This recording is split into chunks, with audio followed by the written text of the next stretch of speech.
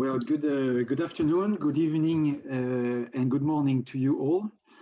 This is the third day of the academic days about in the framework of the conference, the Visible Hands, Development Banks in Transition, that is convened by AFD and University of Beijing. You know that the papers that we are going to be discussing this afternoon are issued from the research program that is about realizing the potential of public development banks for achieving sustainable development goals, and that this academic days and the research conference that will happen early next week are to some extent preparatory events in the framework of the Financing Commons Summit that will happen on the second half of next week. I'm Sébastien Treyer. I'm the Executive Director of IDRI, the Institute for Sustainable Development and International Relations. I'm really honored and thrilled to be able to facilitate this session where we will talk first and foremost about how to integrate public development banks within the global financial architecture. And so we take a step back from the other discussions we have had and now try to understand how to position the different types of public development banks within the global panorama, and also how to organize the synergies between different layers or different types of public development banks. We will hear today about national and subnational development banks. I think that's a very rich discussion to have, and also how to integrate and build synergies between national, subnational, and multilateral development banks. All that in the, as you see in the first question, the first results question, with the objective to accelerate our capacity to reach the objectives of Agenda 2030, while at the same time we know that we also have to deal with the current ongoing crisis. So the first paper that we will hear from Senor José Antonio Campo and Victor Ortega is about the global panorama. How to look at the global architecture that is needed, and within national and development banks and other public development banks would be better positioned, or that the global environment and architecture that would facilitate their capacity to deliver. The second paper that we will hear about by Alfredo Szklarek and Yatun Su is on specific links that need to be designed and thought about when you want to enable national development banks to play their role, and in particular what instruments from multilateral development banks could help national development banks address exchange rate and exchange rates risks and balance of payment risks. And the third paper that is going to focus, as I had announced before, specifically on subnational development banks.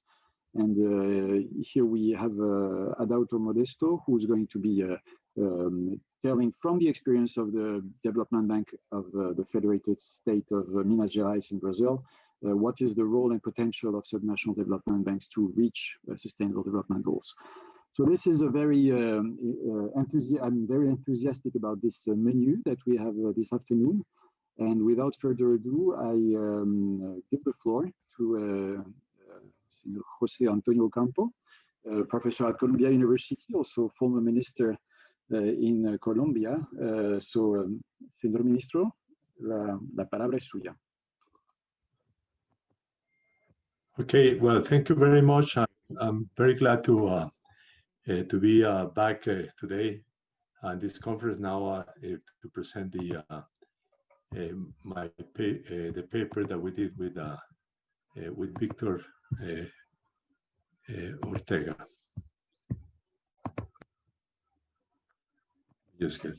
Okay, so this paper, as the title says, is on the global development banks architecture. So we basically look at the system of multilateral development banks, which means the World Bank, but also the regional and the sub-regional and several inter-regional banks that already exist, and then also the global funds for climate change, and finally the links with national development banks, a topic that, as we will see, has some problems, let's say.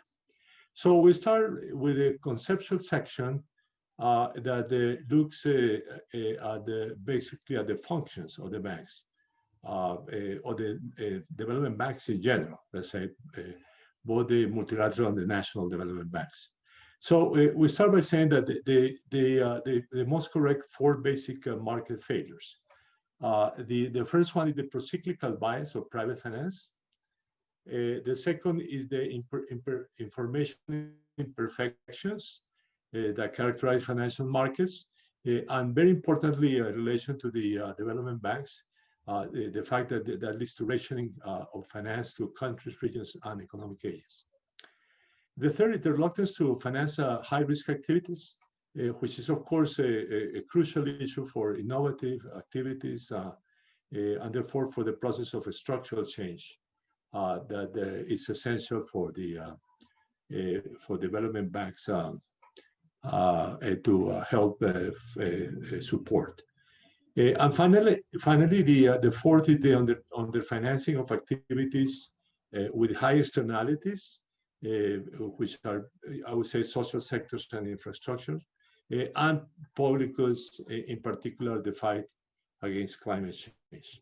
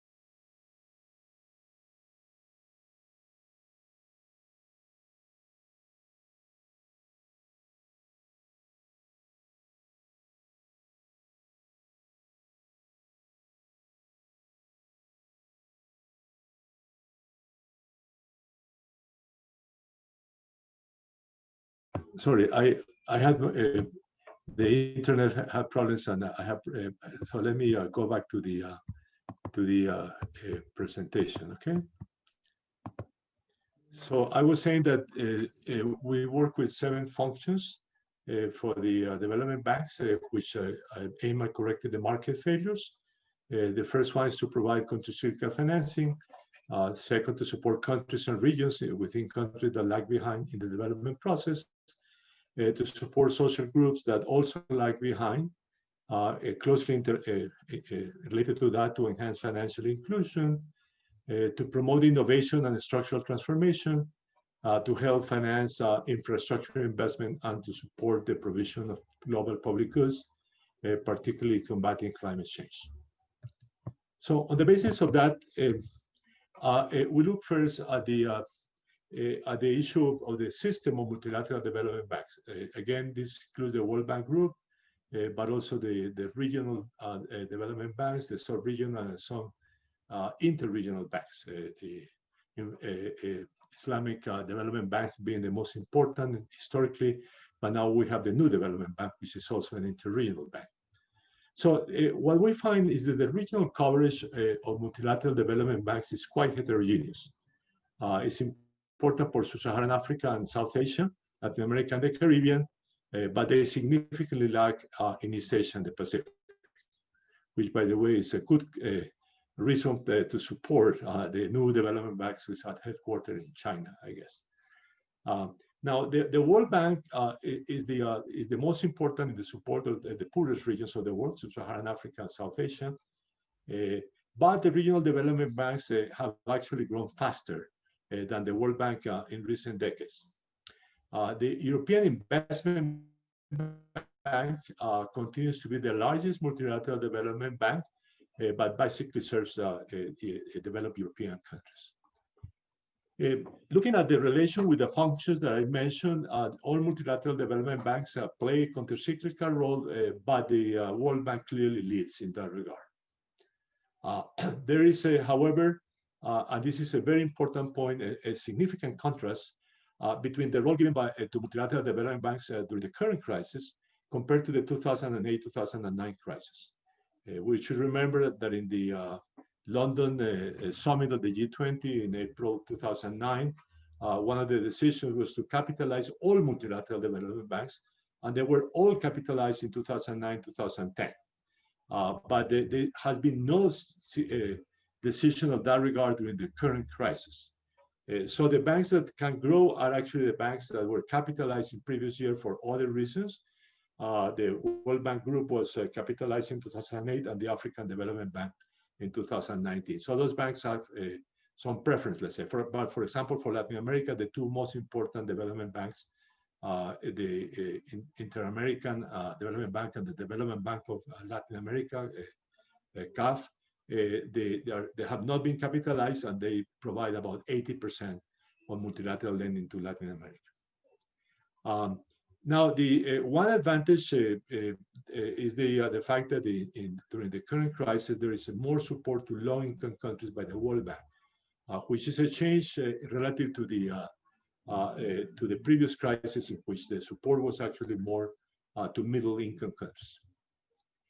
So this is the story of the banks supporting developing countries. You can see here, particularly the blue line, the very strong response of the World Bank in 2009, 2010. Also, the regional banks supporting developing countries, but you can see that the World Bank was much stronger. And during this crisis, also the announcement of the World Bank is significant additional financing, which they are providing. The package is $160 billion for 15 months, let's say. Now, but you can see also that the regional banks supporting developing countries have actually grown faster. And this we interpret as a sign that the ownership of these banks by the developing countries do matter from the point of view of the main developing countries that are members. And in the bottom, you see the two new banks, the New Development Bank and the Asian Infrastructure Investment Bank, which of course are relatively small, but they are growing fast. Now, in terms of regional coverage, you can see here that in terms of the regional GDP, Sub-Saharan Africa and South Asia are the most important. Latin America and Europe are also important. But you can see East Asia and the Pacific being very, very small relative to all the other regions. We don't have here North America because that's also very, very small. It's almost insignificant, let's say. Now, you also see the composition of financing, and you see in particular that the World Bank Group is particularly important in Sub-Saharan Africa and South Asia. The regional banks, so regional banks are important everywhere, and the inter-regional banks are important basically in Islamic Development Bank being the most important. I mean, there are a few others, but they are less important globally, but they're important in Sub-Saharan Africa, the Middle East, and Asia. Now, the multilateral development banks also play an important role in fulfilling the other functions I mentioned with diversity among institutions. For instance, the African and the Asian development banks emphasize infrastructure. The Inter-American has traditionally emphasized social development. I actually found surprising that the African Development Bank does not put social development as a very high priority. Anyway, but in any case, one function that we think should be enhanced is promoting innovation and structural transformation, which is very difficult to see what they do because it's quite diverse in terms of what they measure. Now, information should be available on how they support lacking regions within countries, which is a topic that we could not identify in the data. There is growing support by middle-income countries and environmental funds for actions on climate change, led again by the World Bank and the European Investment Bank. And this result has started, this network has started to yield results, but they are very low compared to the commitments of the Paris Agreement on climate change. So here, anyway, I think I'll skip this, but this basically shows that, for example, the World Bank and the Inter-American are very important in social, but infrastructure is very important for the Asian and the African development banks. Generally, production sectors are not important for anyone, but the African has become more important for agricultural development. And this is the financing of climate change, both adaptation and mitigation. And we see, and this is only for developing countries, so I exclude the European investment banks, or we exclude the European investment banks investments in Europe. But you can see the rising trend through the past decade. And I would say very interestingly, at the end, the very strong relevance that the adaptation has also acquired in terms of financing. Now, the system of national development banks, we look at the database of the African, excuse me, or the French Development Corporation, and has a long history that goes to the 19th century, but particularly to the late 1930s and early post-World War II period. Very importantly, the World Bank supported the national development banks until the 1970s, but started to consider them as suboptimal during the market reform agenda. But despite that, the creation of national development banks accelerated in the late 20th and early 21st century, but mainly with small institutions, with the big exception being, of course, the China Development Bank. And after the East Asian crisis, there has been a general support for national development banks, including now also from the World Bank, which with some conditions that they have to be well managed, financially sustainable, et cetera, et cetera. I don't have time to refer to all those discussions, okay? Now, you have 3 minutes left. Okay, the regional banks have a heterogeneous coverage in regional terms, and I would say particularly well, in this case, the East Asia and the Pacific are quite important, but the two poorest regions of the world are not. Now, the cooperation between banks is important, but there is no systematic analysis of this cooperation, and that is a point that I'll come back in my conclusions. This is the importance of the by regions. I see East Asia, the Pacific, and Europe are the most important, but Sub-Saharan Africa and South Asia are not. Well, I'll forget that. Which leads me to the 4 major recommendations that we have in the paper. The first one is that the counter-cyclical role of multilateral development banks should be obvious priority today, both to mitigate the COVID-19 crisis, but particularly to support the recovery of emerging markets and developing countries. And this means that as it was decided in 2009 and executed in 2010, all multilateral development banks should be capitalized. This is a major problem today in the international cooperation. The second is, of course, that the MDBs should be aligned with the SDGs. And we emphasize 2 roles that should be enhanced based on our analysis. The first one is the promotion of innovation and structural transformation. And the second one is support climate change mitigation and adaptation. The third is that development banks should operate as a system, including the environmental funds, which in many cases are intermediated in a sense or supported by the World Bank. And that the better networking between the multilateral development banks and national development banks is a priority, but should be subject to systematic monitoring. In fact, we could not find much information at all about this.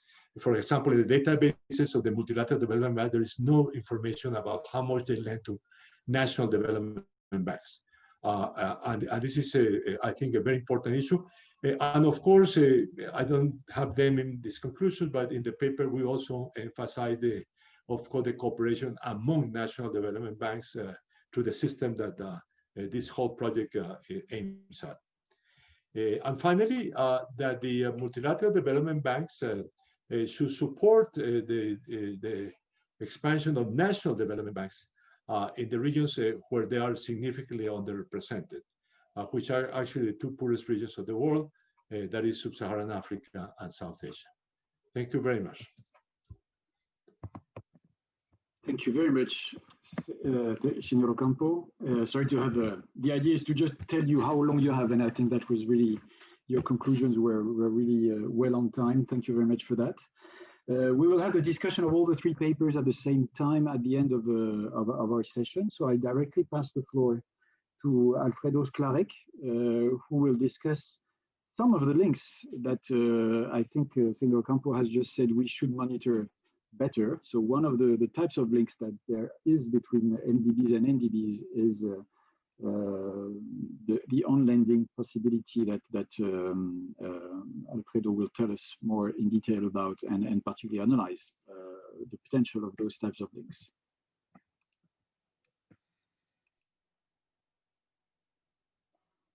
Alfredo, the floor is yours. Yes, so thank you very much. Let me share the screen. Okay, so thank you for having us here. This is a joint paper with Jiajun Xu, and it's about the exchange rate and balance of payment crisis risks in this global development finance architecture. The roadmap. So we will first discuss how do national development banks finance themselves, to put the paper in context. Then we will speak about the research question. This is a theoretical paper. Then we will talk about the optimal proportion of lending to domestic-oriented projects and to export-enhancing investment projects. This will be clear after. And finally, we'll have conclusions and policy discussion. So let's go to the how do national development banks finance themselves. Because the only thing we see is the background, I think, by windows of a beautiful island on the coast of California. So if you want us to see your slides, you need to. Sorry for that. No problem. Sorry for that. I don't know how to help you, but yes, that's good. Yes. Okay. Yes. So. So now let's go back to the paper. So the first way that national development banks finance themselves is through capitalization by the owner, that is the treasury. Usually this is in local currency. A second way is to issue bonds in the local market, bond market. Usually the buyers are commercial banks or mutual funds, insurance companies. This is also usually in local currency. And the third one is by obtaining loans by multilateral development banks. And this is the focus of our paper. And usually these loans are in hard currency, US dollars or euros, because these multilateral development banks, they in turn finance themselves in hard currency, and they don't want to have this currency mismatch. Finally, let me tell you that development banks don't finance themselves by bank deposits, even if they have bank deposits, but it's not the main funding source because they are not in the payment system. So this means that no payrolls are paid through these banks and they don't have retail deposits. So the research question, as I said, this is a theoretical paper. So the idea is to analyze the following, that we have multilateral development banks that are lending to national development banks in US dollars, and these national development banks are doing on lending to investment projects. These investment projects, they can be export enhancing, that will be EXIPs, so you understand when in the following slides. These export enhancing investment projects, what does that mean? Well, it means that they generate US dollars. So an example, for example, building a port or developing export agriculture. But they can also be, these investment projects, domestic-oriented investment projects. And the characteristic is that they don't generate US dollars for this local economy. And an example is like solar farms or a sewage system. So note, and this is the key question that we are analyzing, that the currency mismatch between this loan from the Multilateral Development Bank in US dollars or hard currency and these domestic oriented investment projects that don't generate hard currency. Instead, if you invest in export enhancing investment projects, you don't have this currency mismatch because these export enhancing investment projects, they generate US dollars. So about this currency mismatch, note that if you are lending to a domestic oriented investment project, this means that either the National Development Bank or the domestic oriented investment projects would need to access the foreign exchange domestic market to pay back the Multilateral Development Bank loan, because we said that they are not generating US dollars. So here we have exchange rate and balance of payment crisis risks. When I speak about balance of payment crisis, I mean lack of US dollar, that you don't have any US dollars in these local markets. Like being from Argentina, we understand this. This is what we are suffering right now. And I assume that a lot of other countries are facing similar challenges right now.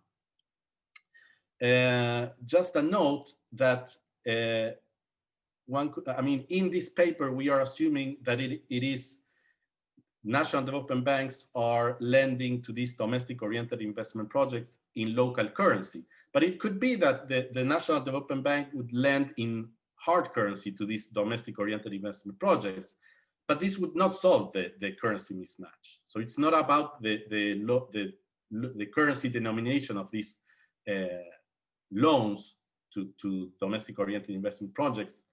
This is a macroeconomic problem because this risk would just be transferred from the National Development Bank to the domestic oriented investment project.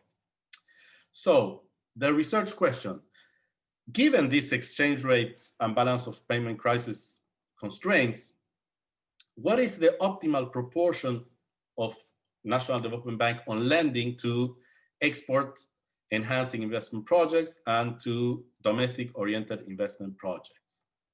So we will assume that this National Development Bank is lending a part to export enhancing investment projects and a proportion to domestic oriented investment projects. And these will be this alpha star and 1 minus alpha star. So let's go. I have not incorporated too much mathematics, although it is a mathematical model, but in this presentation, I'm not doing it because, well, it's, I think sometimes it's quite useless to present these things. So I prefer being more clear, but I will show you some maths. Don't worry. So now we will talk about what is this optimal proportion of lending to export enhancing projects and domestic oriented projects. We assume that there is an objective function and that both multilateral development banks and national development banks, they prefer domestic oriented investment projects. This could be because these domestic oriented projects have a higher social welfare. Think about a sewage system or these solar farms that would improve the environmental issues in this country. So they want to, these national development banks, they want to maximize the proportion of lending to domestic oriented investment projects. We will analyze 3 different cases about the liquidity scenario in this foreign exchange local market. The first one is with abundant FX liquidity.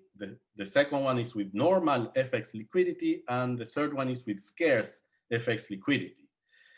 Probably developed countries are always in this situation with abundant FX liquidity. And that's why this exchange rate and balance of, especially balance of payment crisis risk, are not considered in most of the literature and even in the policy discussions, because in Europe or in US, you don't have these issues.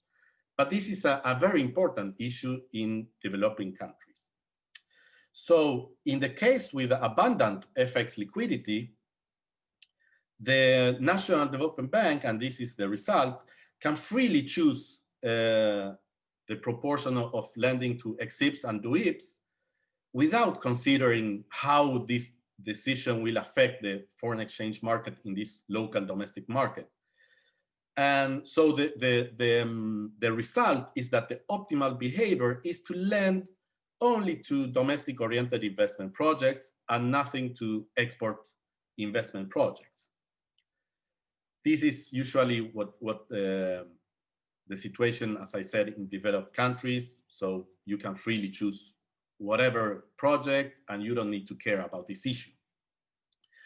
In this second case with normal FX liquidity, now the National Development Bank has to consider how its decision affect the foreign exchange market, but don't need to worry about balance of payment problems. That is there is no lack of US dollar in this normal situation. So you just have to consider these FX market consequences, and it's about the exchange rate, how the exchange rate is moving. And here the optimal behavior is to lend a certain proportion to EXIPs so as to increase the future supply of US dollar and avoid a large depreciation. So here you have to lend a certain proportion to EXIPs and a certain proportion to DOIPs. You cannot lend all to DOIPs, okay? And in the scarce USD liquidity, now the National Development Bank is bound by this foreign exchange market and balance of payment constraint. There is a lack of US dollars in this economy. So in this situation, the optimal behavior is to choose a higher proportion of EXIPs and a lower proportion of domestic oriented investment projects than the other two scenarios. So let me just now show you some maths, very short. And here we analyze, this is the optimal behavior when we have the normal FX liquidity scenario. And here we have the result of the optimal behavior. I won't go, as I said, I think for you looking at all these equations is having 2 minutes, it's useless to speak about it. But what this is telling us is that the proportion of domestic oriented investment projects is increasing in the rate of return of the EXIPs. So why is that? Because if the rate of return of these export enhancing investment projects, what I mean with this rate of return is that these export enhancing projects generate more US dollars. Well, this means that in the future, in this local economy, there will be a higher future supply of US dollars. So that allows the National Development Bank to lend a higher proportion to domestic oriented investment projects.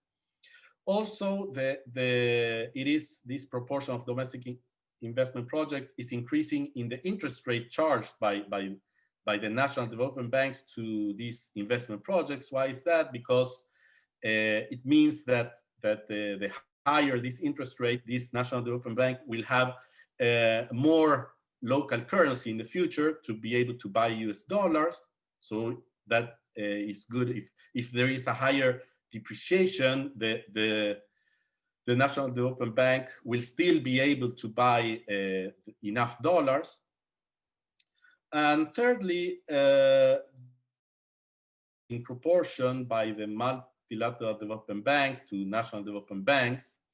So what this means is that when the National Development Bank has to pay back the US dollars to the Multilateral Development Bank, well, the Multilateral Development Bank can always refinance that loan and postpone the payment. So this means that there is so the higher this refinancing, it means that there is a lower future demand of US dollars.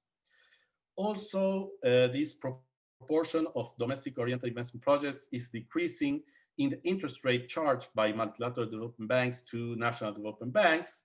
And this is because in the future, there will be a higher, the higher this interest rate that the Multilateral Development Bank charges, the higher the future demand of US dollars to be able to pay back to the Multilateral Development Bank. To let you know, you have 2 minutes left. Perfect. In the case of the optimal behavior, when we have scarce FX liquidity, the results are very similar. But now, as I said, there is a need to lend a higher proportion to export enhancing investment projects.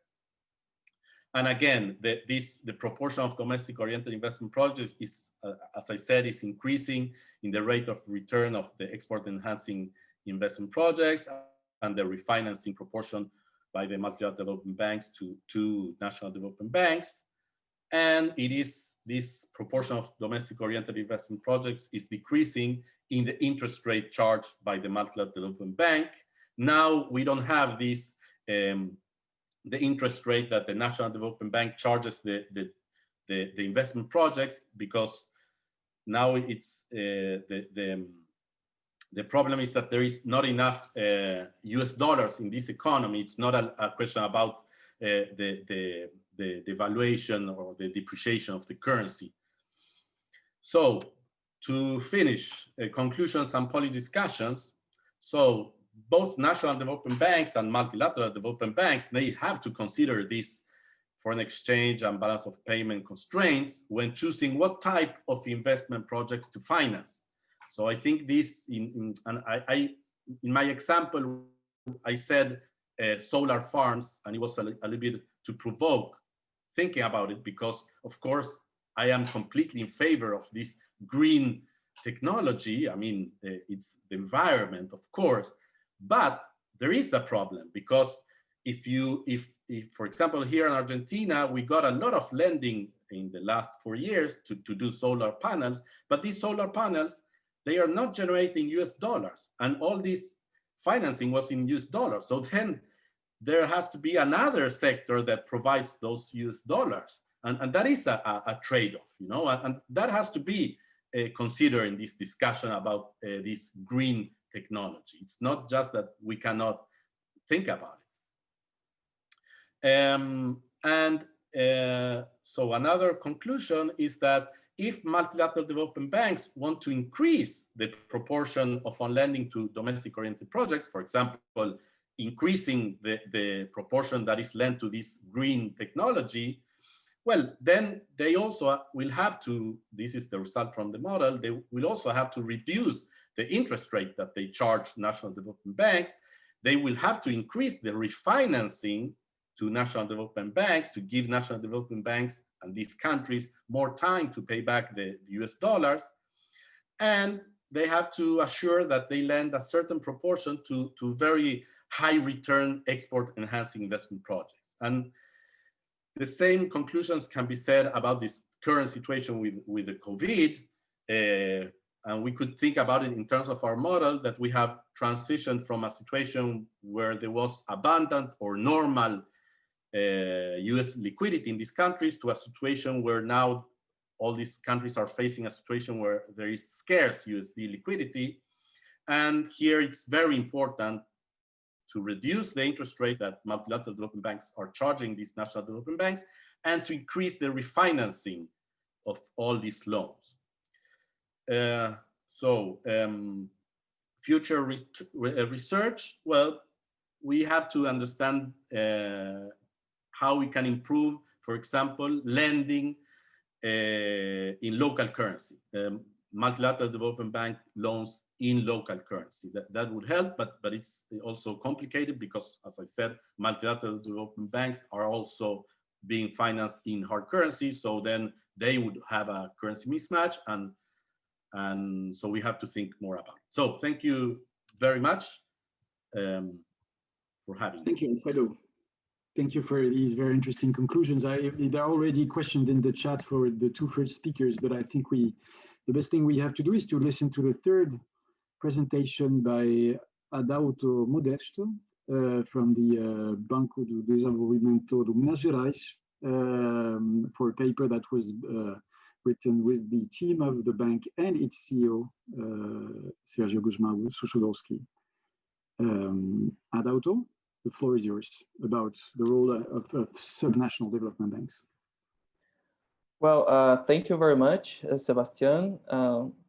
First of all, I would like to thank the research group coordinators that are with us this morning, Dr. Jianjun Xu, Dr. Regis Maradon, and Professor Stephanie Griffith-Jones, because they actually gave us this very good opportunity to contribute to this important research effort, especially as we move fast into the Financing Commons Summit next week. I think it's important also to thank Barbara Oliveira and the AFD team for all the support and organizing work that they've been doing so far. We from BDMG, we have been actively engaging in the series of events related to the summit, and we hope that our piece that we're going to be presenting this morning on subnational development banks contribute to the ongoing discussions. And of course, I would also like to salute my fellow panelists today and say that for us, it's a really great honor to be among such a distinguished pool of development scholars and practitioners. Moving directly to the presentation, I'll be sharing my screen.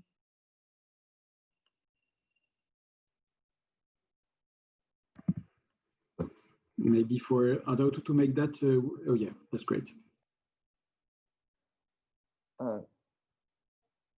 Could you please confirm me that you can see the slide? It's okay. Okay, yes, thank you. Great.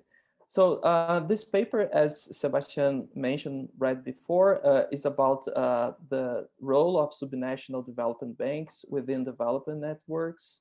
I'm here this morning representing a pool of 4 authors. They're from BDMG who worked in this paper. Sergio, which is our CEO, Cynthia, our sustainability manager, and Leila, our research analyst. So why we decided to write about it, and what are the research questions that we're trying to address in this paper? So the first reason, I think we found out as we were operating within the subnational development institutions that there is actually a little academic research around this, what we call the last mile institutions on the development scale, which are the subnational development banks. And we also see that as a second reason, that the implementation of this 2030 agenda is going to require an unprecedented change in the volume of investments, and of course in the type of offer and in the business models for both public and private sectors. When we combine these two motivations, we want to present a contribution whose main objective is to highlight the nature of these institutions, the subnational development banks, in the context of sustainable finance networks, and discuss their potential as resource mobilizers in the local level. We really think that these kind of institutions, they present a very interesting potential to become allies in the global effort to connect global agendas to local needs and concerns of local firms. And with this research, we want to show some concrete examples in this regard, and how can we better inform this debate based on our own experience. So, and the paper is structured, and I'm also going to use this structure to organize my presentation this morning. We start by looking at these subnational development banks, where they are, what are they, where they are, when they were funded, and this basic characteristic using the AFD recent database. We also conduct a comparative analysis between 2 important development systems of Brazil and Vietnam. And I'll explain why we chose these 2 countries to do this exercise. And then we also examined the role of SDBs as resource mobilizers on the ground, tackling some development issues and partnering with other multilateral and national development institutions to fulfill their missions. And then we conclude and suggest some future research agenda. This is basically a very first attempt to address these issues. We understand that this is a pretty much work in progress, and we hope that it can increase the awareness and also the interest for our fellow scholars in development field for this kind of institutions. So looking to the SDBs at a glance, we use a classification proposed by Xu, Ren, and Wu that classifies development institutions according to their ownership.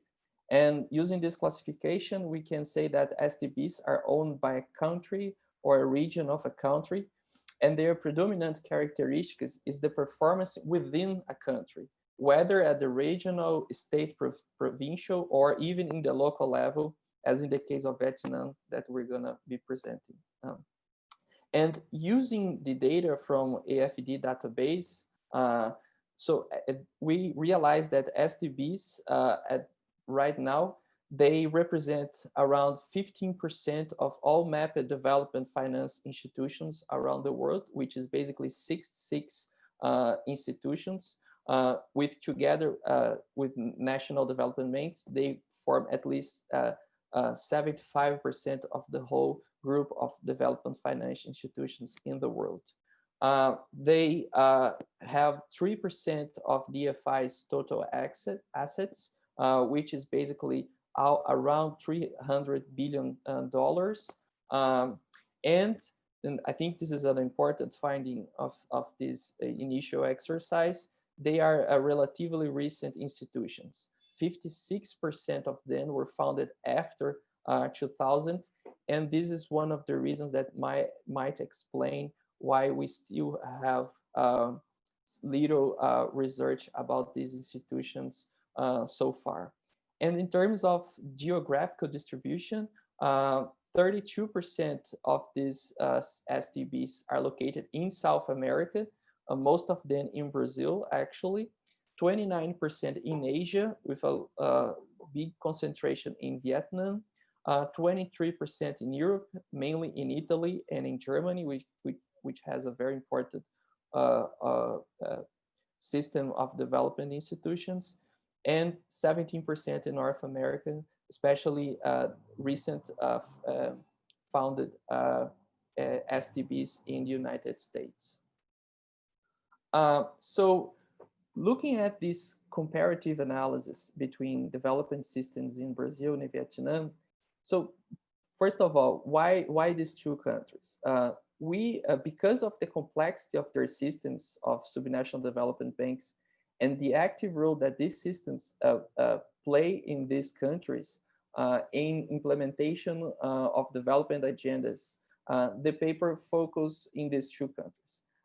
And in this exercise, we have described both systems in very interesting level of details.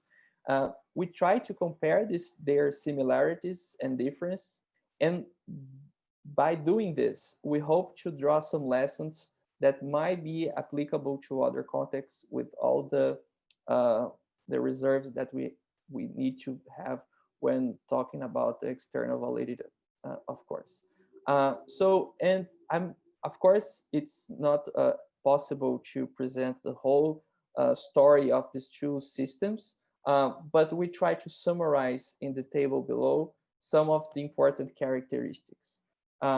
So in terms of the type of subnational institutions, Brazil has a little bit more complex set of SDBs, because we have regional banks, we have development banks, both at the regional and state levels, and we also have development state agencies that have a little bit different formats, funding structures than the development bank itself, but all of them they perform development activities.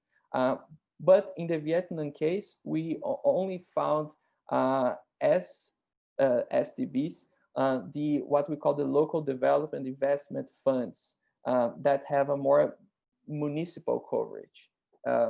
Not all of them, but at least the majority of these funds with the very much local perspective.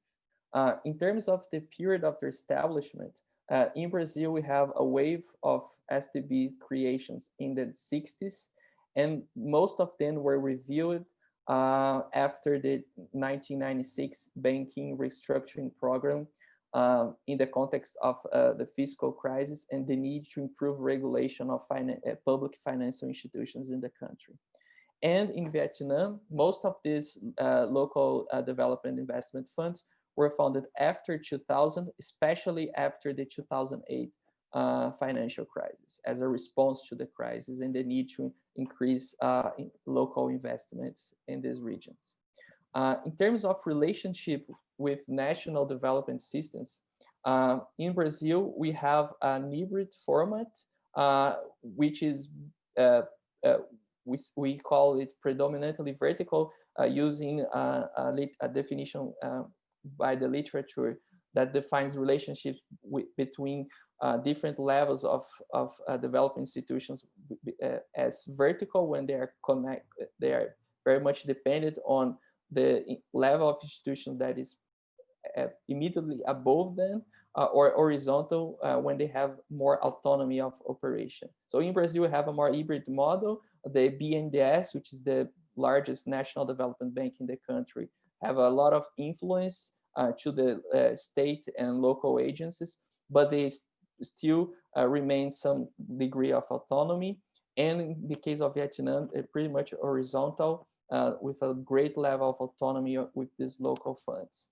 In terms of funding sources, we have, in the case of Brazil, is basically a pool of fundings coming from on lending from BNDES, which is very important, especially for the state development agencies. We also have public national funds that provides subsidized credit, subnational government funds, and multilateral banks. All of these of our institutions may have funds from multilaterals, and also national or international bond market. Only the subnational public banks can issue this kind of instrument. In Vietnam, we have also, in terms of funding, multilateral banks, equity stakes and stakes banks, national and international bond markets, which is also very important for their funding. And in terms of... I'm sorry to interrupt, just to tell you that you have 3 minutes, which might be very short, so please... Okay. So, and in terms of central bank regulation, in Brazil, all of these institutions are regulated by the central bank, but in Vietnam, there is no central bank regulations, which is also a very important feature. So this slide is like a summary of the paper and the core of argument. We try to argue that the comparison between these two systems, far from being exhaustive, they demonstrate how a country's development system may present different aspects, depends on, of course, their historical and economic context, but this difference do not prevent them from operating towards similar development goals in a very pragmatic and result-oriented approach. And this is why this is important, because in the context of the Addis Ababa actual agenda, the agenda provides a very clear blueprint to finance SDGs and expand the diversity of actors involved. And combining the call for DFIs with the emphasis on local governments, the SDBs are at the heart of the agenda. And why is that so? What's the importance of this kind of institutions? First, the SDBs, they may bring efficiency and effectiveness to the implementation of these development programs, as their local expertise contributes to a less costly and more agile credit analysis, and also for a better identification and selection of projects. And of course, this expands the base of bankable ones. And a second reason, and this argument is pretty much connected with Professor Campos' presentation before, they can act in partnership with national and multilateral institutions. And by doing that, STBs actually help to better channel the available financial and technical resources because they can adapt sophisticated governance and operational requirements to very practical approaches that are suited to the local government. In other words, they act as bridges between these institutions and what is actually going on the ground. And in the paper, we bring two examples from BDMG and the Ho Chi Minh Finance Investment Corporation. Both are in the path of issuing green bonds to finance sustainable investments in their regions. And so to finish my initial comment, we bring in terms of main recommendations. The first one is that because we believe that SDBs, they may have a meaningful contribution in this global effort to make finance work for the transition to a more sustainable development pattern. And because of that, they should be empowered and better integrated to the global development community. The second finding, and of course the recommendation that it generates, is the fact that the examples of Vietnam and Brazil, they illustrate that there are several possibilities to ensure more resource mobilization to implement the 2030 agenda. And although they are very different experiences, they both provide an effective set of financial solutions to generate local impact. And in terms of future agenda on more integrated national development finance systems focused on local impact, we believe that there's a lot of work to be done, especially in the building of a reliable, comparable, and public available databases on subnational development banks around the world. We found a little bit difficult to find this kind of information in our research. And the second issue is, I think it's important also to better estimate the social, economic, and environmental impacts of SDBs operations in order to have a clearer perspective regarding their level of additionality. So I finished my comment here, Sebastian. Sorry for having to run a little bit in the end, and I hope we can clarify any questions in the comments. Thank you very much. I was just afraid that you would not have time to go to your conclusions, but that was very efficient. Thank you, Adauto. So we now have a little bit more than 20 minutes to discuss the three papers. And I think the first commentators I would like to turn to are first Stephanie Griffith-Jones. Stephanie is one of the coordinators of the research program and an eminent specialist of this field. And then I'll turn to Hélène Joufelkit from the research division at French Agency for Development. Stephanie, please. Thank you very much. So I'm commenting on the paper by Jose Antonio. I think it's a very, very good paper. It's a sort of real tour de force about a vision of what the MDBs and the NDBs do, and adding a little bit about the international climate funds. And it makes from the beginning a very important point, policy point, that MDBs should be capitalized as well as aligned with SDGs. And I hope that this is one of the key conclusions that can come out of the summit. And another important point is that he makes is that MDBs should support particularly NDBs in poorer regions where NDBs are underrepresented.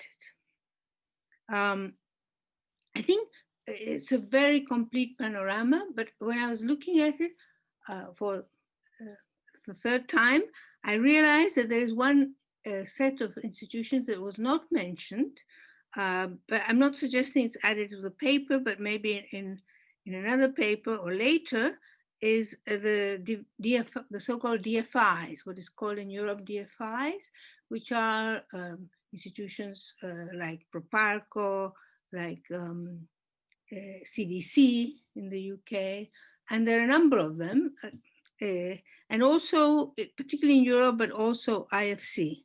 And they are interesting because they lend and invest in mainly in the private sector in the poorer developing countries. So that would be, I think, interesting to have a separate paper, but then integrated into this development finance architecture in the same way that we're now integrating the subnational development banks. And of course, the paper is excellent on market failures and the role that development banks need to play. I think that it's very interesting that, for example, José Antonio raises the issue of financing trade, which MDBs have been so helpful, which is not normally thought about. And I would just add a little note that also NDBs were very crucial. For example, BNDES provided very crucial foreign trade financing during the time of the global financial crisis, or the 2007-2009 crisis. It talks quite a bit about the European Investment Bank, and it shows an interesting phenomenon that although the EIB was very counter-cyclical after the 2007-2009 crisis, which was enhanced by an increase in capital in 2012, in spite of the Juncker plan and in spite of the big emphasis placed on the Juncker plan and EFSI, it actually didn't increase lending since 2017. And in fact, lending decreased. And this is a sort of little discovery that José Antonio did with his colleague. And there are two reasons for this. And I think this is interesting, particularly the first reason. One is that the emphasis of EFSI was precisely on higher risk projects. So increasing the policy aim to expand what is so called by the EIB special activities, where the risk profile was seen to be increased. But this didn't lead actually to an expansion of EIB lending. So it's more risky projects, hopefully technologically risky, but the level of commitments fell. But of course, the main reason is the evil British, because by deciding Brexit, the capital of the EIB was seen to fall, and the EIB didn't dare to increase its lending. So I think this is a political thing that is interesting to stress. I could very like to mention very briefly that if, particularly if Biden wins, which is of course unclear at the moment, the US could lead to the creation of an American investment bank, which would in some ways perhaps be the counterpart of the European Investment Bank. One question I think that arises in the interesting and important point that José Antonio has made in this paper is how much should the capital of MDBs and RDBs increase in this current crisis? He describes very well how much it increased in 2007, 2009, but I think politically it would be very important, as well as academically, how much particularly the Asia Development Bank and the Inter-American Development Bank and the CAF should have their capital increased, given the massive needs of posed by COVID recovery and also of the green transformation. I think in the interesting empirical analysis that José Antonio does, he shows how very unrepresented are NDBs in sub-Saharan Africa and in South Asia, and how they serve such a little proportion of their GDP. And therefore, and he makes in his recommendation the argument, right argument, that MDB should support stronger NDBs in those regions where they are least available and where in fact they're the greatest needs, because it's a large proportion of population is poor, the countries have relatively lower incomes. And I would suggest that he develops this point more. In what ways do at the moment the MDBs already support NDBs, particularly in those countries? For example, they provide a lot of technical assistance. They even help create new ones. I know that the World Bank is, for example, assisting Ghana to create a new development bank, National Development Bank. But in what other ways should they channel also resources? Should they help capitalize banks? Should they help maybe provide some guarantees to raise funding? And I think that would be a very interesting point to develop, perhaps in a new paper, because it is so important. The other, to come to the final comments, please. Final comments.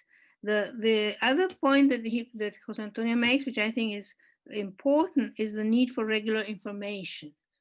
It's a bit worrying that even though there are all these databases on MDBs and NDBs, there's very little about interlinkages, the concrete links, how much they cooperate, how much they lend to each other, what technical assistance they provide.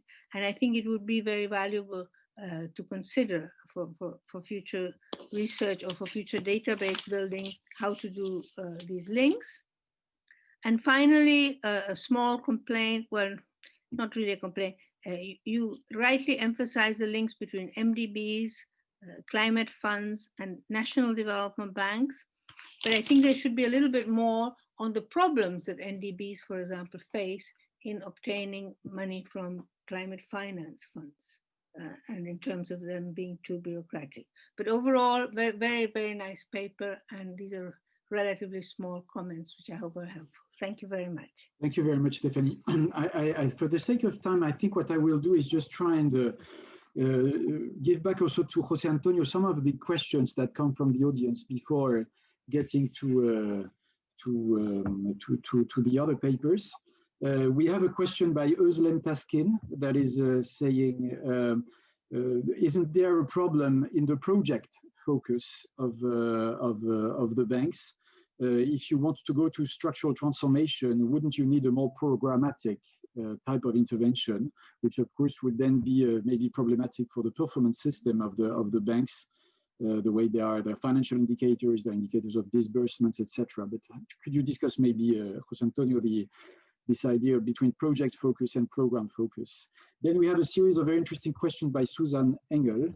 The first one being that while we advocate, or you advocate for an increase in lending, there is also an increase concerns about debts. And could you tell us a little bit about how you see if there is an issue about the debt increase, debt from the MDBs or the national development banks? Is that a problem, or should we be worried about that?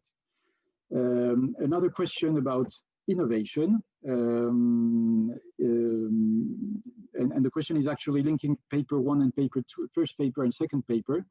Maybe there could be a possibility to try and think of the sectors that should be avoided or preferred. And for instance, if we listen to Alfredo Sclarek's paper, then the idea would be maybe to try and favor the sectors that have no hard currency to pay back on the loans. And would that be a solution to try and link those to the reflections?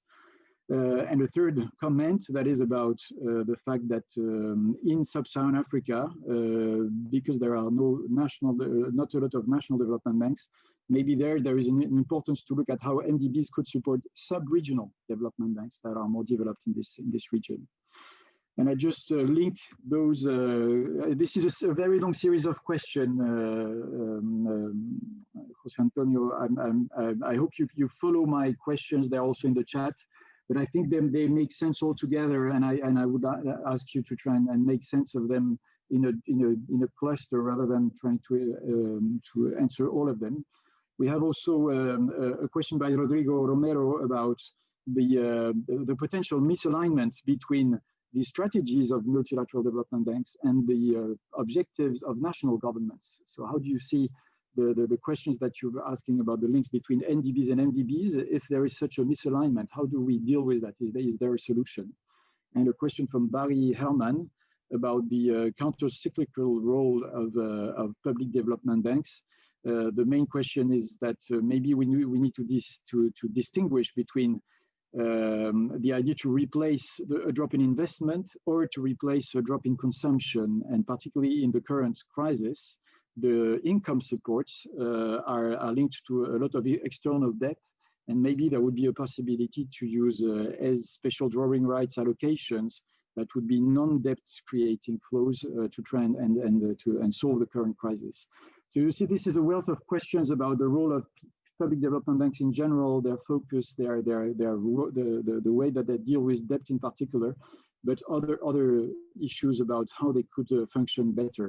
Jose Antonio, would you like to have some answers to these bunch of very interesting questions and also linked to Stephanie's comments? Well, I think I mean, that's a very interesting set of questions. You know, I guess when we revise the paper with Victor, we'll see what issues can be dealt with. Perhaps let me mention just three things. I think Stephanie is correct that on the issue of trade, we do present the issue of financing of trade as, first of all, in the long term, part of innovation policies. So, for example, the diversification of the exports being a very important objective, and in the short term, which is what happened in 2009, 2010, as a counter-cyclical function. So as part of that, but I don't think financing trade as such should be an objective of development banks. I mean, it has to be associated to the other functions we mentioned, for example. Now, the issue of debt is, of course, an important. Maybe we should think a bit about that a bit more.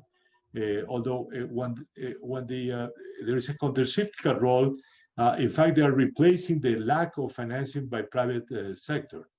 So it's unclear whether that generates a lot of debt. I mean, now the proposal of Barry Herman of SDRs is actually not a viable proposal because SDRs are allocated to countries, period, according to the quotas in the IMF.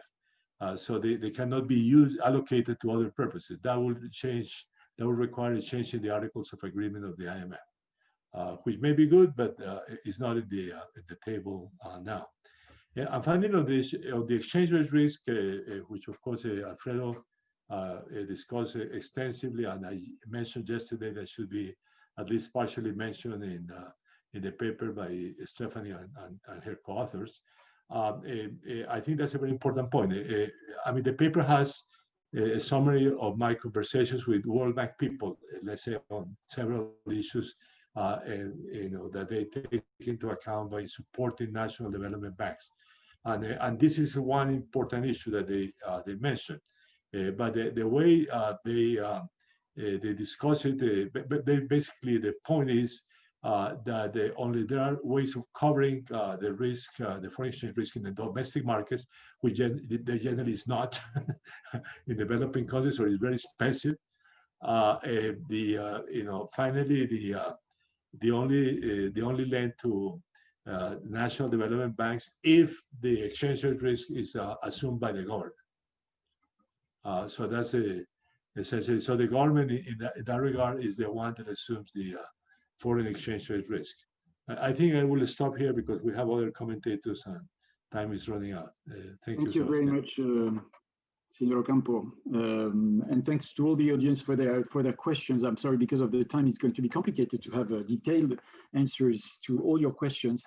I have a series of questions on the second paper, one by Christophe Angeli, who's asking why, if maybe MDBs could be hedging the risks of a currency mismatch by the fact that they could be offering, they have themselves a very good derivatives books, and they could be offering the better on the markets. So do you see a possibility there? I hope you understand the question, because I'm not sure I really translated very well what in my English. Financial English is a little bit limited for that.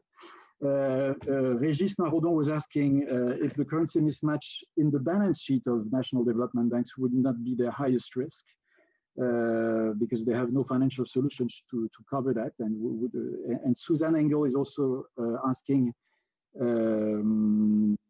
sorry, I'm struggling to find the question by Suzanne. I'm going to come back to that. Juan Baracaldo is asking another question about the exchange rate mismatch that can be actually particularly a challenge when you try to match long-term funding in US dollars with shorter-term financing in local currency when you are financing smaller projects or SMEs. And do you have any analysis on this and how to minimize these impacts, especially trying not to lose concessionality? And the question by, I'm sorry, I'm struggling, by Susan. I will try to find it. Maybe you can try and give some feedbacks to these first series of questions.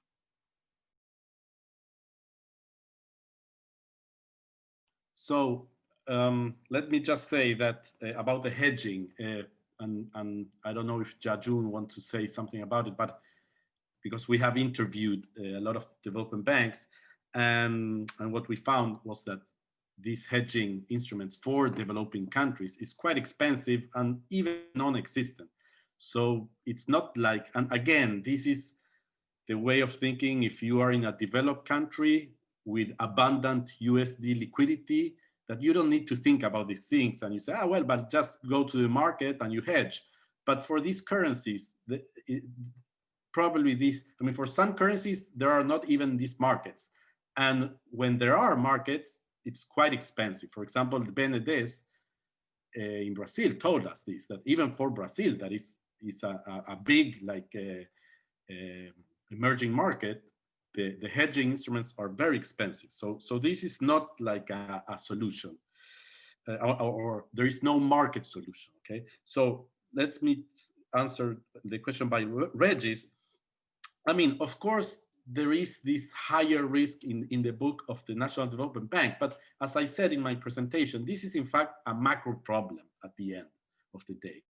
So even if in the books, this risk appears for the National Development Bank, it is even a risk for the multilateral development banks, because if the National Development Banks then cannot pay back, well, the multilateral development banks will not be paid back and will have problems. And as Jose Antonio said, usually it ends up being the governments of these countries that are doing this insurance. And what that means is that these countries, they have to, when faced a problem, they have to do a contractionary fiscal and monetary policy to reduce imports and increase availability of US dollars to be able to pay back.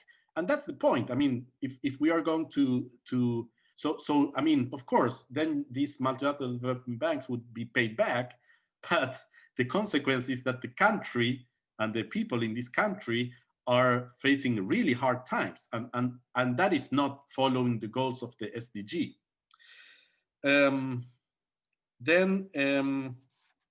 Well, let me just also clarify something. We are not saying that you cannot lend to domestic-oriented investment projects. What we are saying is that it's important to also invest in export-enhancing investment projects. So there is space to invest in domestic-oriented investment projects, but we also need to help this country to develop their export capabilities. And then let me finalize with Stephanie Griffith-Jones' question that is very relevant, and let me say that hopefully next year we will follow this research, and I think that this is a key question that we have to do research on. But let me say this. One of the problems with issuing that multilateral development banks issue bonds in the local market, one of the problems is that issuing these bonds is quite expensive, and especially if these bonds are long-term. Yeah, so maybe you can issue in short-term. I mean, this multilateral development bank could issue short-term and have but then you have this refinancing. I mean, it could be a solution. Yes, I accept that, but it is an issue. But another problem is that many times these investment projects, they demand import goods, like let's say the solar panel. I mean, these countries are not producing the solar panels. We have to buy them from China or from Europe or the US. And then you need US dollars. So if you're financing local currency, where will these dollars come from? So we still have this problem. So my thoughts, like my preliminary thoughts, and again, I hope we can do more research in the future, is that probably one of good solutions is that multilateral development banks are facing this risk. That is one of the solutions, even if they don't like this. But the other solution is maybe that multilateral development banks are being recapitalized, not issuing bonds in the international market, because there you will have this, I mean, this currency mismatch will be a problem. But if you are recapitalized and you use these dollars, the multilateral development banks use these dollars to buy local currency, and with this local currency, they can lend to national development banks or to other projects. I think this could be like a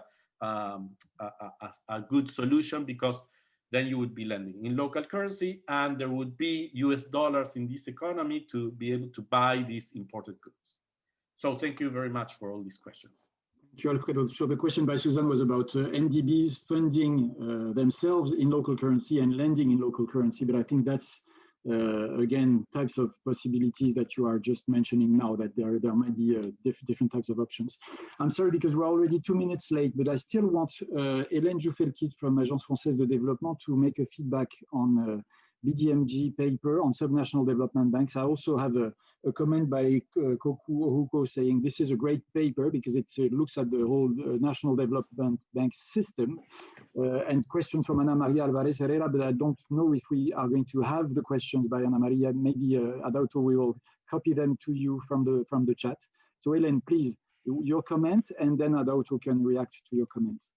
Okay, thank you, Sebastian. I will try to be brief. Thanks to the author for this paper, which presents the general situation with subnational development banks worldwide, provides an interesting snapshot and comparison of two very different country experiences, Brazil and Vietnam, where SDBs were set up, and which makes the case for SDBs and their potential role in the SDG agenda by better channeling available financial and technical resources to promote local impacts, which were not very precedently.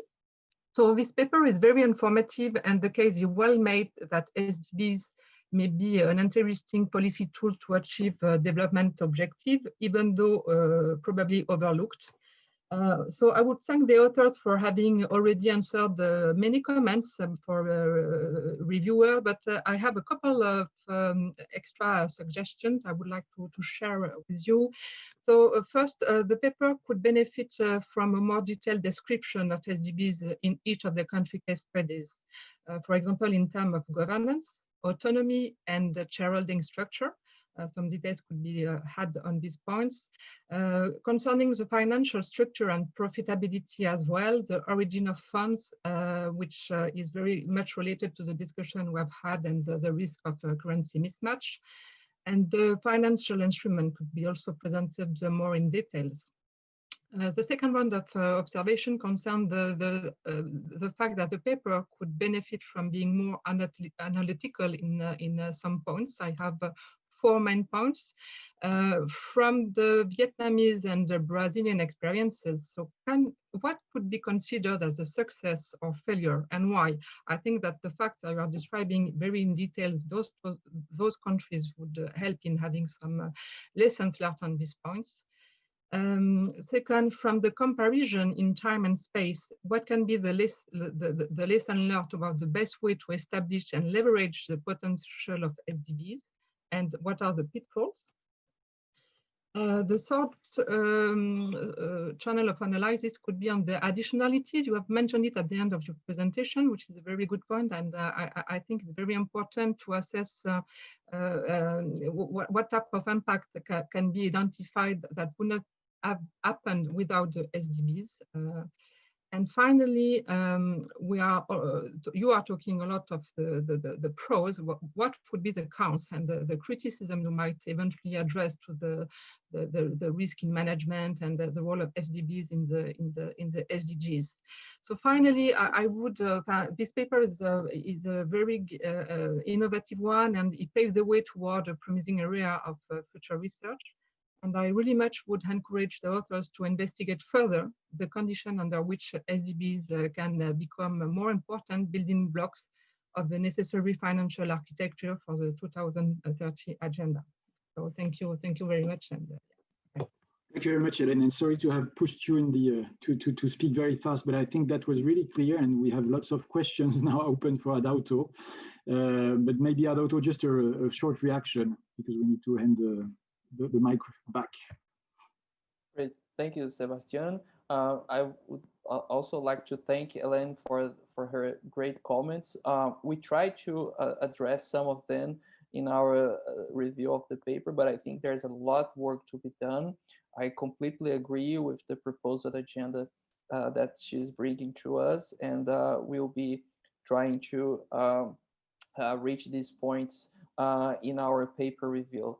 I don't think we have time to further elaborate specifically in the points that she made, but they are all very good, and we'll be happy to do this right after this conference.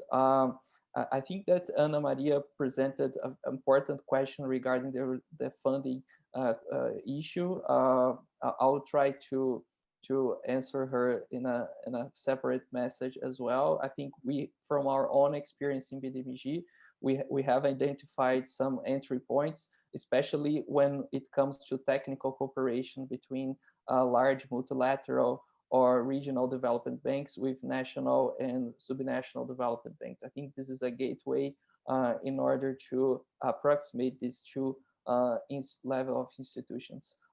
Before I end, Sebastian, I would like to invite my colleague and co-author Leila if she wants to add something, and I think we are pretty much done for today. Thank you very much once again. Thank you for accepting not to comment on the very good questions that were asked to you. Thank you very much. Leila, if you want to add something, and then we need to close the session. I don't hear Leila. Leila, your mic is off. Yes. The best of this kind of research is the non-answers it provides. We hope this be a beginning of a long path of dialogue and knowledge. We need to learn more about Vietnam model and other models. Thank you. Thank you very much, Leila. That was a good comment about the whole endeavor that we have in this research program, which is a learning process. And we, in the research conference and in the Financing Common Summit, we will come back to the role of subnational development banks at multiple occasions. So thank you a lot to all. Sorry very much. Sorry to have not been able to better manage time. Sorry for the organizers, but a big thanks to all the presenters and commentators, because that was a very lively and very interesting session. Thank you very much. I say bye-bye. We have now I don't know, maybe I need to be clear. Normally we had a 5 minutes break until 3:55. Yes, we still have 5 minutes break. And then in 5 minutes from now, which means 3 p.m. Paris time plus 5 minutes, we will come back for the last session. Thank you very much. Bye-bye. Thank you. Thank you, Sebastian. Thank you. Gracias.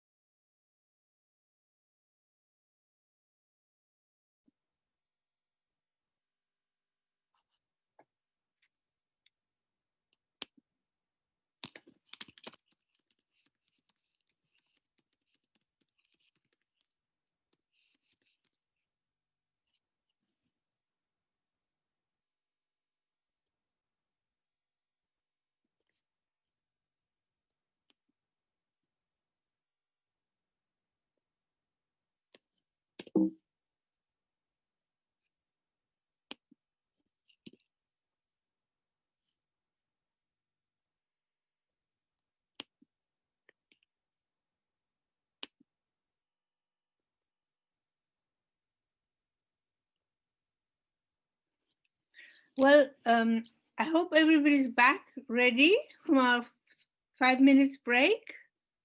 Can somebody confirm if you can hear me? Yes, Oh, we can great. hear you, Stephanie. Thank you very much. So this will be now of the third day and of our workshop. I just would like to comment on saying that it's been really a great workshop, and I think we've learned a lot about the research, from the research, but we've also posed a lot of interesting new questions about, I don't know why my video doesn't come up.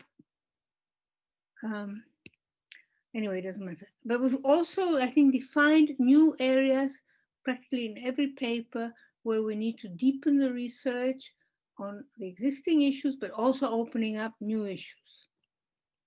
But besides actual research in this project and this program, we also have a very interesting and important effort of data collection, which is spearheaded by INSE in collaboration with AFD, and Jajun and her co-authors, Kedi and Jangchun, will now present a paper on the funding sources of national development banks, which is actually the third paper, research paper in the series, which they have started on these important topics. So please, Jajun, Kedi, and Jinchun, go ahead. Well, thank you very much, Stephanie, for the very kind introduction. So let me share my screen first.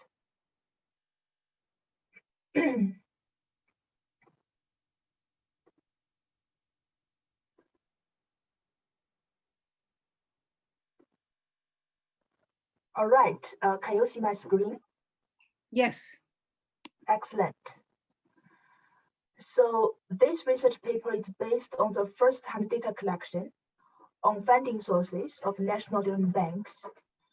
And so access to the large-scale and long-term and stable funding sources is very crucial for NDBs to achieve their development objectives. But so far, there's little effort has been done and try to understand what types of funding sources are available to NDBs and what are the standardized facts. So my team aims to fill this gap by collecting the first-hand data on funding sources of NDBs. So this is a part of the collective effort, so including my co-authors, Dr. Kedi Wang and Xinshi Lu, as well as dozens of research assistants in my team who are proficient in French, Russian, Spanish, and Portuguese, and also very proficient in accounting. So this is a collective effort. As mentioned by Stephanie, this is actually one small step of an ongoing effort to build the first comprehensive database on public development banks and DFIs worldwide.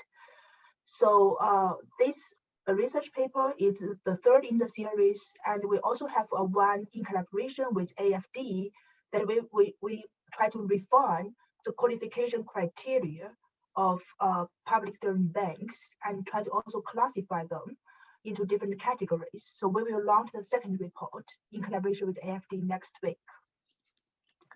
So my presentation today will start with the typology of funding sources for NDB, and then I will try to share with you the diversity within the NDB family. And then I will present the stylized fact of funding sources for NDB and conclude with the future research directions. Let's start with the typology. And we can classify funding sources of the NDB into different categories based on different analytical dimensions. In terms of the funding structures, the financing structures, so one way to classify funding source is debt financing versus equity financing. So this is one way to evaluate the financing structure, and both are on the balance sheet. But apart from these on the balance sheet funding source, for NDBs, they also have off-balance sheet. For example, sometimes NDB may receive trust fund from the government, and they just administrate this fund without bearing any risks. So these both on balance sheet and off balance sheet belong to the external financing. And we have, apart from external financing, we also have internal financing, that is retained earnings for NDBs. So these just give you a picture about how we can analyze the financing structure of NDBs in different ways. And then in terms of the sources of the funding source, who provide the funding to NDBs, we realize, we have discovered that at least 5 main funding sources. Apart from NDB's own funding source, NDB also can issue bond on the capital market. And national government is a very important provider of funding sources in different forms. And NDB also receive on-lending or ODA from foreign public agencies, such as MDBs, multilateral banks, or NDBs from high-income countries. And the last but not least, NDB also may take a deposit from the enterprise where they lend money to. So this in terms of who provide funding source. Last but not least, based on our in-depth case study, we have realized that we can classify the funding sources of NDB into 4 categories based on who provide funding and how this funding has been mobilized. We can see in this figure, the horizontal line represents who provide funding source. So we have public agency versus market actors. On the vertical axis, it refers to the means of funding mobilization. So we have market-based means, which means that it is up to the market to decide on the size and pricing of the funding available to NDB. We also have administrative measures. It means it's government that decide on the size and amount of funding to NDBs. So a typical type of funding source available to NDB is what we see is on the lower left side. That is, government provide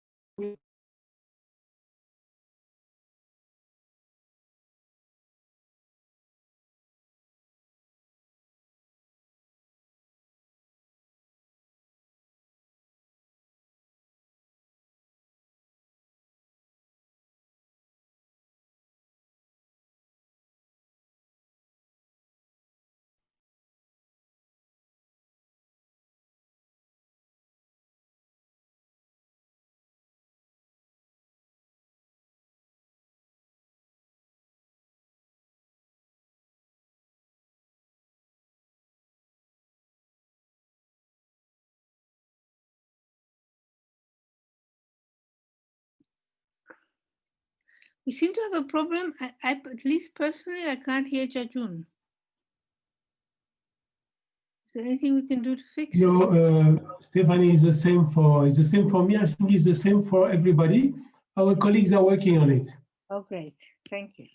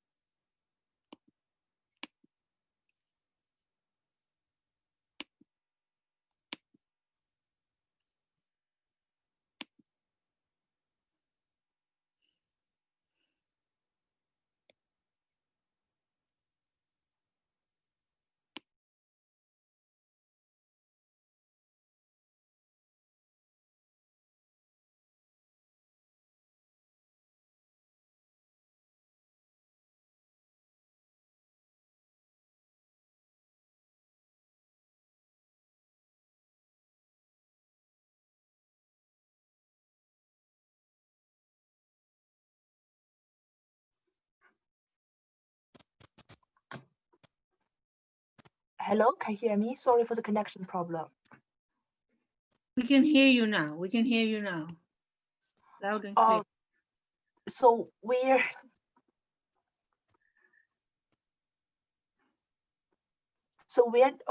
I was disconnected when I talked about this figure? Yes, yes. You just started talking about cut. Okay, so sorry for the connection problem. Let me carry on. So I think this is a very important figure for us to understand the distinctive feature of funding sources for NDB. So we realize that the combination of funding source from both public agency and the market actors, and the integration between administrative measures and market-based means is a very distinctive feature for NDBs.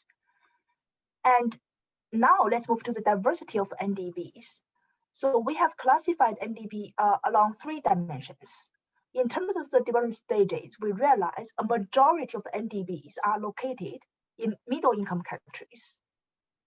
And very few NDB has been located in low-income countries. In terms of the size measured by total asset, and almost half of the NDB are very small, with a total asset of less than 1 billion. And very few NDB, we call it mega NDB, that has a total asset is greater than 100 billion. In terms of the mandate, half of the NDB have a general mandate, and half have a single mandate focus. For example, agriculture, housing, SMEs, and infrastructure. These are the sectors or segments where commercial banks may be unwilling or unable to provide financing. So in what follows, we will try to understand the stylized fact of funding sources across NDBs, and also to compare NDB with commercial banks. So let's move to the key findings of our report. The stylized fact. Our first stylized fact is that NDB rely more on internal financing than commercial banks. So as we can see from the figure, that on average, 96% of the net income for NDB has been returned as returned earning to finance its operation, and such a difference is statistically significant. And the second stylized fact is that NDB are more inclined to take equity financing as opposed to debt financing than commercial banks. And one reason behind it might be that NDB on its asset side, they are mandated to provide long-term and high-risk financing. So it's very difficult for them to mobilize debt financing from the market players. So they have to rely on its shareholders, on the government, to provide more equity financing for them. And the third stylized fact is about bond issuance. So NDB sometimes has a nickname called bond bank, because bond issuance is one of the important funding mechanisms for NDBs. And as you can see from this figure, NDBs from high-income country and middle-income country are more likely to issue bond. And the larger the NDB is, the more likely it is to issue bond. We also realize that NDBs with a mandate in agriculture or SMEs are less likely to issue bond. Maybe these sectors is very hard to generate sufficient flows to convince investors to purchase their bond. And also we realize the more developed the capital market is, the more likely NDB to issue bond. So our next stylized fact is about government support. We realize government support is crucial for NDB to raise sufficient funding, and the support comes in many forms. And let's have a closer look about the trust fund. So there are 2 types of trust fund. One is, we call type 1, is NDB, they administrated trust fund on behalf of the government without bearing any risks. And the second type of trust fund is called risk-bearing fund. where NDB will bear the risks of this kind of operation. And one key finding is that we realize the big banks, the big NDBs, they are more likely to to take trust fund from the government. We also find an interesting pattern, that is the NDB with a general purpose are more likely to take trust fund from the government, where government can earmark this funding for certain purposes. And in terms of government subsidies, one very interesting finding is that government subsidies are usually earmarked for certain purposes rather than subsidizing all loans of NDBs.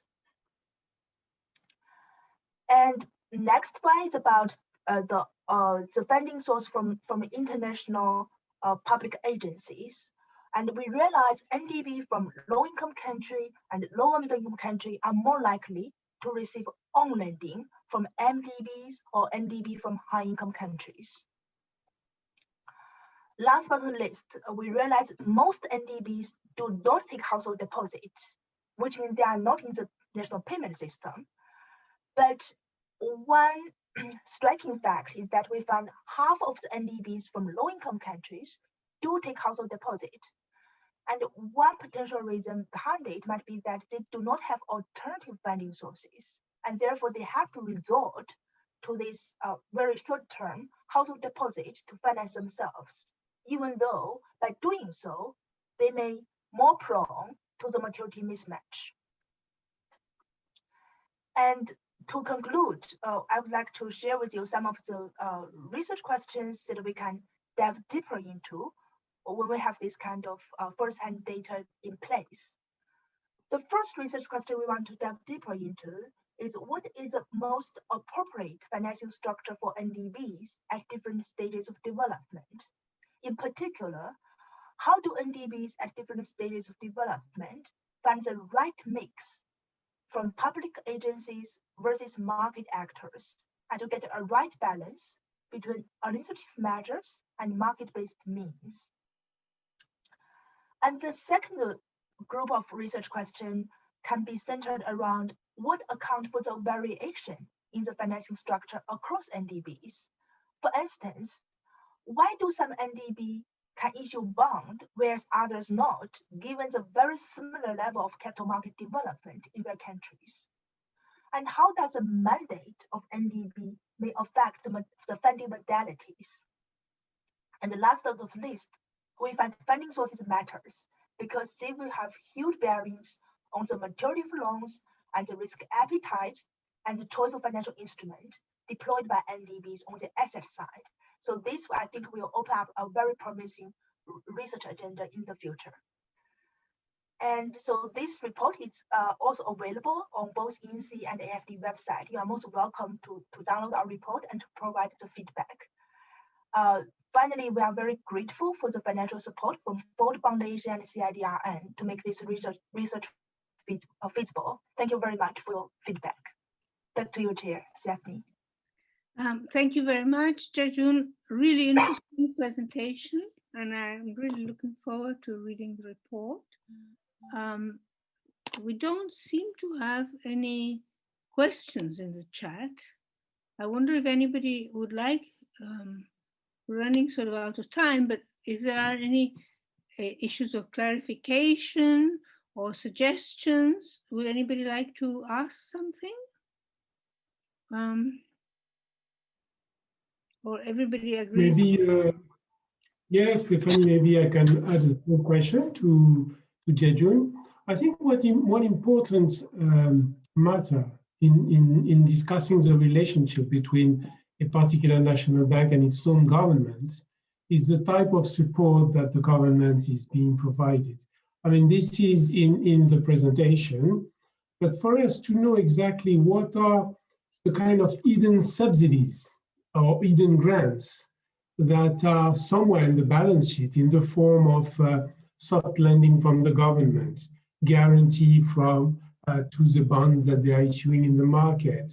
As you said, trust funds embedded really in the accounts or on separate accounts that would permit to add up to the non-banking services that the bank is providing to its customer. All that, I think, is part of the identity of national development banks, and is always a debate, as I see it from our even French national prospects, with our own authorities to know what is the good limit, what is considered by our national governments as a well-placed euro, and what is the leverage that this euro is permitting in terms of impacts and development financing.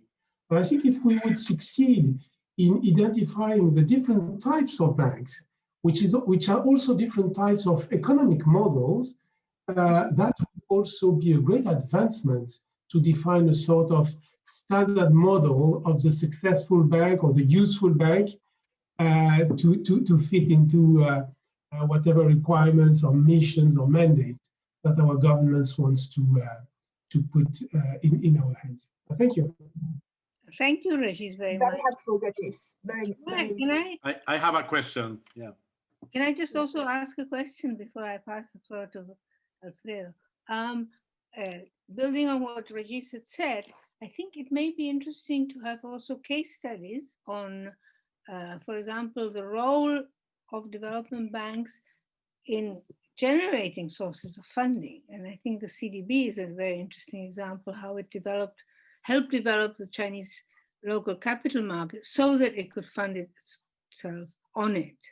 Whereas other countries have quite developed capital markets, but don't use them to borrow from it. So it might be interesting to, in this framework, to maybe choose some representative sample of banks in different countries to try and understand the rationale for the way they behave. Sorry, Alfredo, please go ahead. Thank you. So really, really good. Really seeing progress on these funding sources. So that's really good. So I was just wondering, I mean, on this discussion we have had a lot with Jia-Jun about the definition of what is a national development bank and what is a public or state-owned commercial bank, and what are these differences?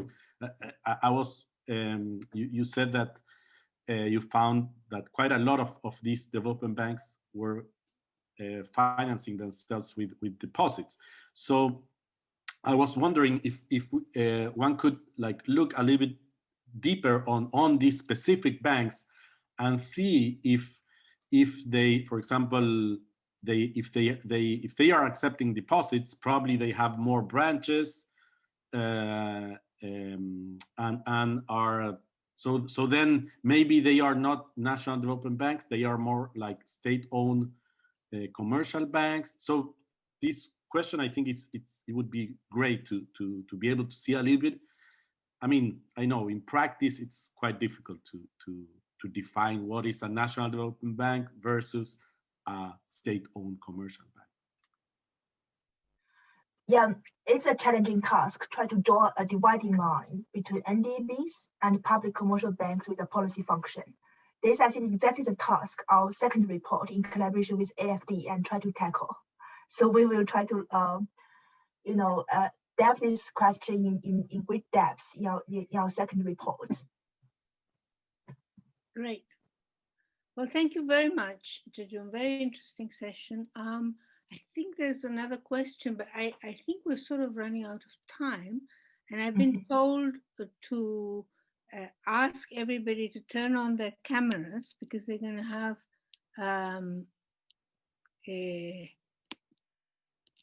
so that we have a group photograph. So put on your nicest smile, please, and we will get a picture taken to immortalize us.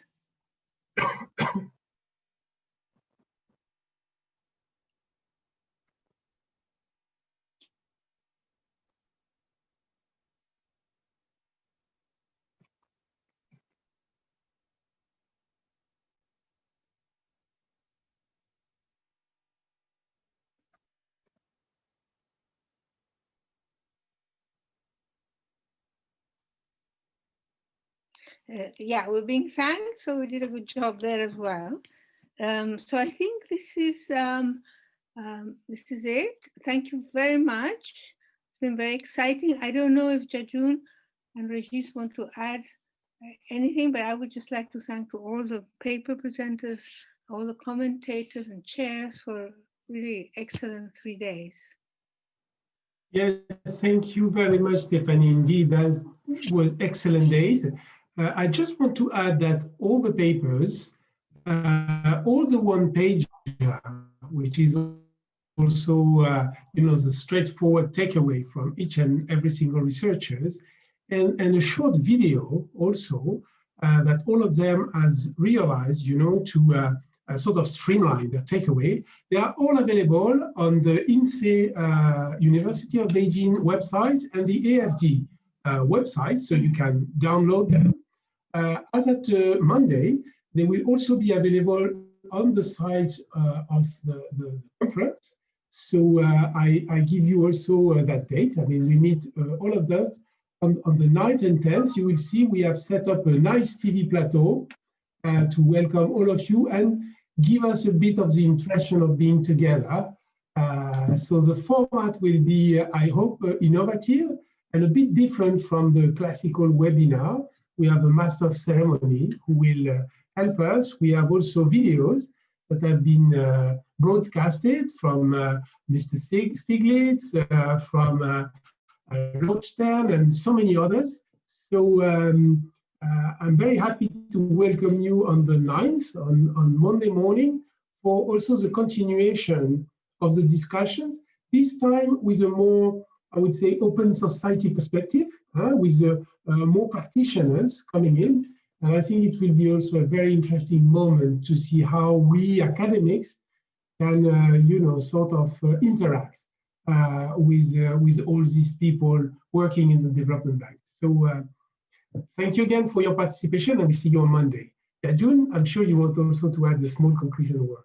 Yeah, I just want to echo what Stephanie and Regis had just mentioned, to give a big thank you to the co-chairs, Professor Kevin Galliford, Dr. Ricardo Gottschalk, and also Professor Uli Hatch, and Professor Don Antonio Campo, and Professor Alfredo Schlarek, and Ms. Jerry Spiegel from UNDESA. Thanks to your leadership to make this kind of first systematic effort to examine public banks feasible. So I also want to give a very big thank you to all the core researchers and peer reviewers to produce such very high quality academic papers with policy recommendations. And also, I would like to thank Ford Foundation, AFD and IDFC to make this kind of research feasible. And finally, I think we also need to give a big thank you to the organization team, from both AFD and INSE. They have been working around the clock to make this event very successful. Thank you so much. I think, as Regis mentioned, I think this is not the end. This is not even the beginning of the end. This is the end of the beginning. Yes. We will see you next week. Yes. Very Churchill. Yes. Very Churchill. Yeah, I want to. Yeah, exactly. I want also to congratulate and greet INSE and AFD team and auditoire team. As you said, they've been working day and night to prepare all these papers, to make everything ready on time. Yep. I mean, it was quite challenging. I think in our history, we've never been able to put online 16 papers in less than 48 hours. I mean, that's a great achievement. And I really want to, from the deep of my heart, to thank them very much. And we keep the pressure. We will still have the November 9th and 10th, and then we have the summit, with the head of states. But we are on track to a big success. Many thanks to all of you. I just want to also thank the teams that gave us all the fantastic technical support, including the audios when Hollywood came to development banks. And our audios. And also, if I may just publicize a little bit, our article that Regis, Jejun, Jose Antonio, and I wrote will be published in Project Syndicate. We don't know exactly when, but it's just been edited. And it would be nice for you to see, and maybe if you have contacts with local press in your countries, it'd be nice if you could, because they're usually members of Project Syndicate, maybe charm them into publishing it, republishing it.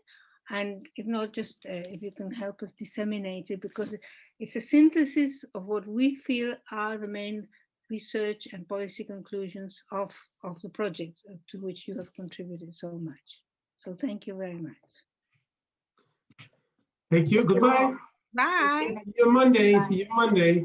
See you Monday. Bye-bye. Thank you.